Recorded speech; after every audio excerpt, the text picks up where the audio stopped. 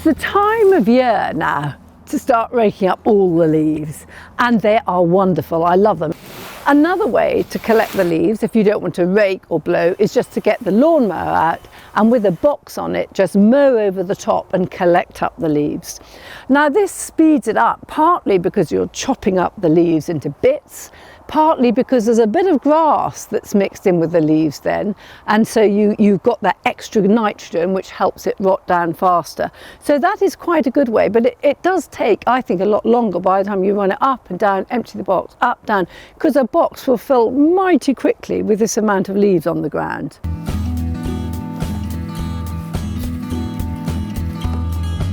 But what do we do with these wonderful leaves? Well, I put them in just big builder's bags. I'll fill it with the leaves. If it's very dry, I might add a bit of moisture, and I just leave them under the trees. And probably about 2 years later, I have this wonderful leaf mould. Now, you could not use builder bag. You can buy these little netting bags to put them in. Some people just actually put them in black bags and make holes in the bottom so they can, things can leach out at the bottom if necessary. You can just get 4 stakes and make big wire containers.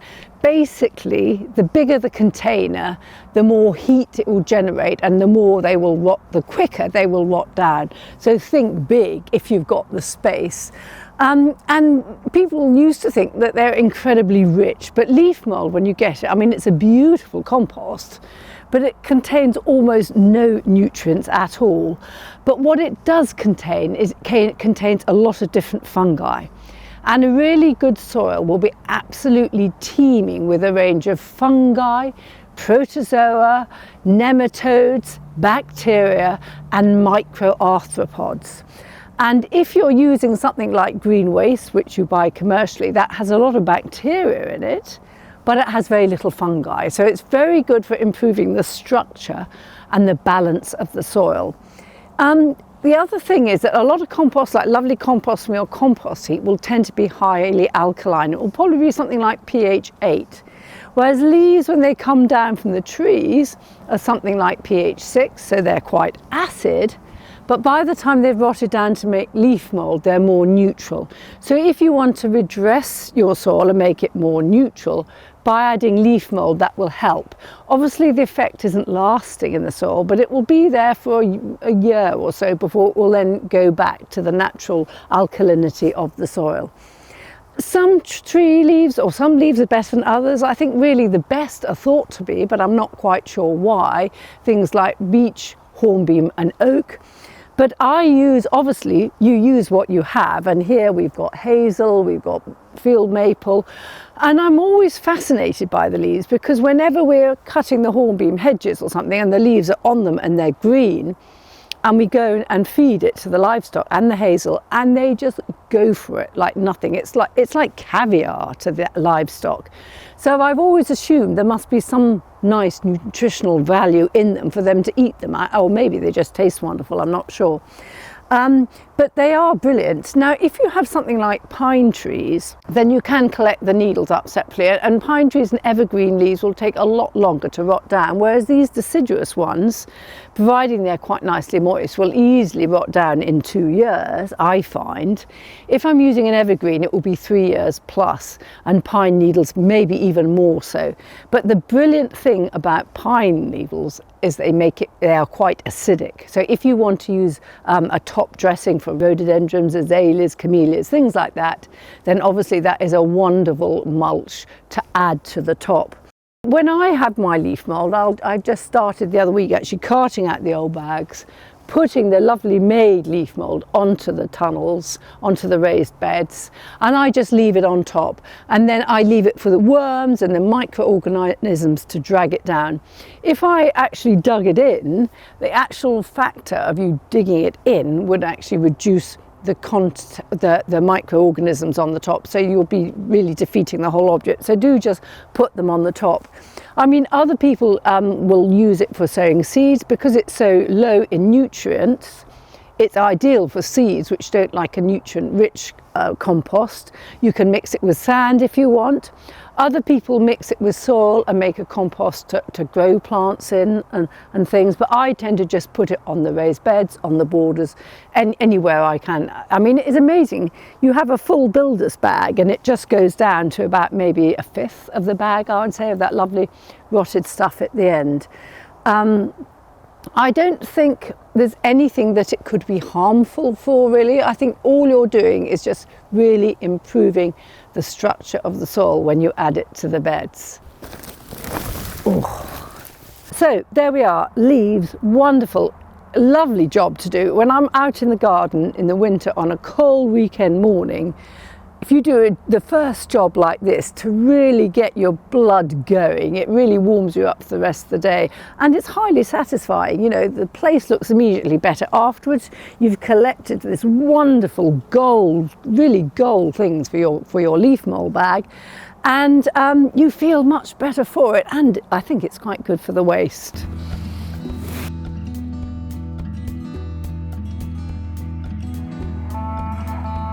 Welcome to the embryonic Rose Meadow.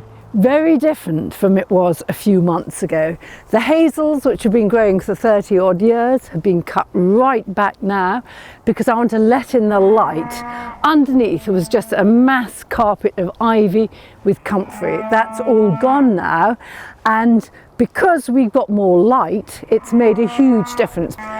So what I'm doing is I'm actually planting these areas with roses and meadow plants, but I don't want to spend a mass amount of money. So I took the roses from cuttings, they rooted in a few weeks, and now they're nice little bushy plants from, I think it was June, July cuttings, but the rabbits love them. So I put the black buckets around them with the bottoms cut out and put a bit of netting over the top, and that seems to have solved the problems.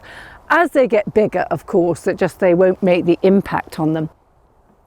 Now I want the ground totally covered with meadow grasses that don't need mowing and with herbaceous plants amongst them. So I've sown a lot of plants, F1 foxgloves, I've sown some grasses, I've planted some grasses, I've got luzula, golden luzula there. Some of the luzula I've actually split from other clumps, so I keep moving them in. You can see I've planted some other sort of foxglove which have been growing elsewhere. Sweet rockets, honesty and other biennials, all sorts of plants, hellebores, I'm moving in and I'm slowly filling it up.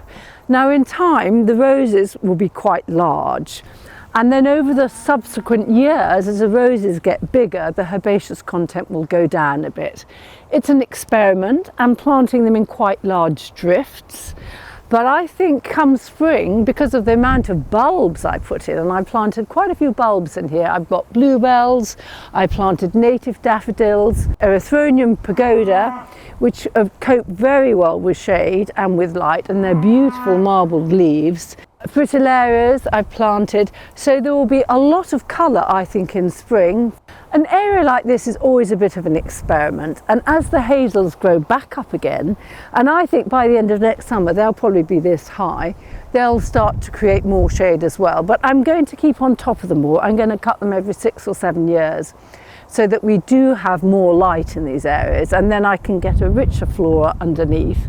And of course the roses will flower much better if they've got more sun, or the roses like Rosa mutabilis does flower amazingly even in dry shade under trees. It's a very hardy rose. But I'm going to put a few other roses in as well, a few old-fashioned roses I think, because I haven't started a new garden from scratch for some time here. It's lovely just to try something quite different, and it gives me that opportunity to play around and experiment and just see how natural looking you can make a meadow that doesn't need to be mowed, and how much herbaceous you need mixed with the grasses to give it that extra pop of colour. And I think every year it's going to be very different as different populations change and grow and recede, and at different times of the year it's going to be massively different, from the spring bulbs to the herbaceous to the roses. And then in the winter I don't think it will ever look as bleak as it does this year because it's so new, but at least we have got the bits of topiary which I popped in. What I do like about this space is that it's so much more open, and I can see right now down through to the greenhouse area, the fruit cage, the fields beyond. And of course when we came there were no trees here, no hedges, there was nothing. And so I'm planted massively, and then it just becomes much shadier, and you forget as it gradually increases that actually you're losing a bit of the quality that you like. So it's a fine balance, isn't it? Having enough shade and shelter and having enough views through, and it's something you continue to manipulate and change. So then I thought we needed another route through it. At the moment we use the route a lot. I go from there right across down to the greenhouses every morning and every night. I go out to feed the animals in the field that way. But I thought it would be nice to have another route through it. So I found some little 50 by 50 millimetre Indian stone sets, which I had. And so I dug out a pathway. Now I lay that path on the ground with a hose pipe first. I wanted it slightly meandering because it's a slightly natural area. So I dug it out to about 150 mil. I put in about 50 to 100 mil of hardcore in the base and rammed it down. And then I put in a mortar, a 1-in-6 mortar. And then I just tapped, or Dave, let's say, just tapped the little sets into the mortar neatly in rows with the odd slab in between to make them go a bit further. We took it up the gradient of the path, and now the job we've got left to do is to actually fill in. So we'll brush in a dry mortar, having wetted the sets first, and then that will set and just hold the joints together. And I've lined them with lots of bulbs. I can't remember which bulbs I planted to line the path. I think it was the erythroniums, that's right. So I have a lovely line of erythroniums which will start flowering about sort of March, April wise. So it probably looks a bit frightening at the moment, but come spring I'm really looking forward to see it really take shape. The element of gardening that we all enjoy is nurturing and growing things. But unfortunately there's also the flip side. It's the sort of death and destruction. And when you're growing plants, you encounter pests. And this month, because it's getting cooler and colder, the population of mice and rats has soared in the garden, in the greenhouse. What do you do about them? I'm standing next to this really weird arrangement where I've got these trays, this one and the one behind, elevated up on something that stops the mice running up and getting access to the seeds inside. And inside here I've got peas and beans, which are probably their number one favourite. If I had sowed these and just left them on the bench, I could be sure that I'd come back in a couple of days and I'd see little bits of pea and bean all over the top, and very quickly the whole lot would go, so I'd have lost the whole crop. But I have to do more than that this year, because this year I found, and a lot of people have said this to me too, that they really reached high levels of population. And I found that many seeds now, I've come in and they've been chewing those up as well, apart from the peas and beans. So I've had to think and find ways to try and keep them under control. And there are numerous methods on the market that you can use, and they have their pros and cons inevitably.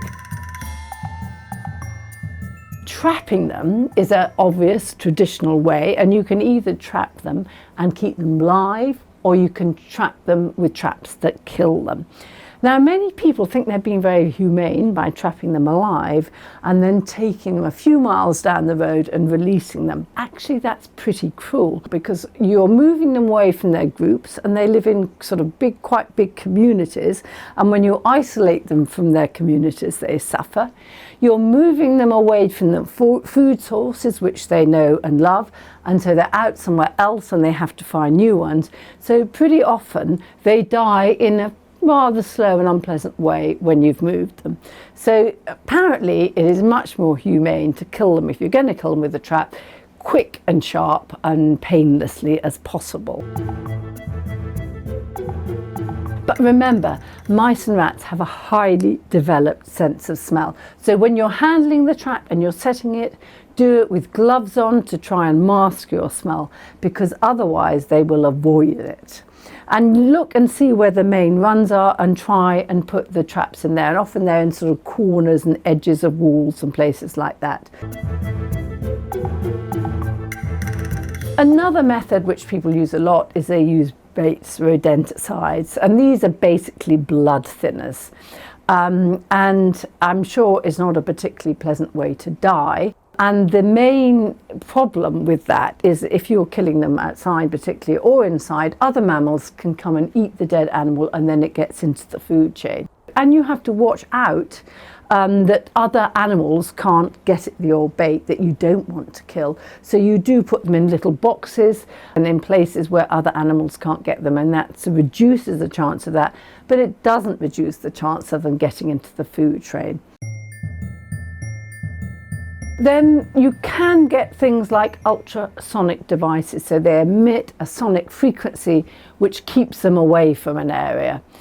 Now, you hear mixed things about these. I think if you've got populations, large populations, and you move in a sonic device, it seems that they're not so effective. But if you've got areas and the numbers aren't at high levels, or they're only just starting to get in there, then they seem to be pretty effective.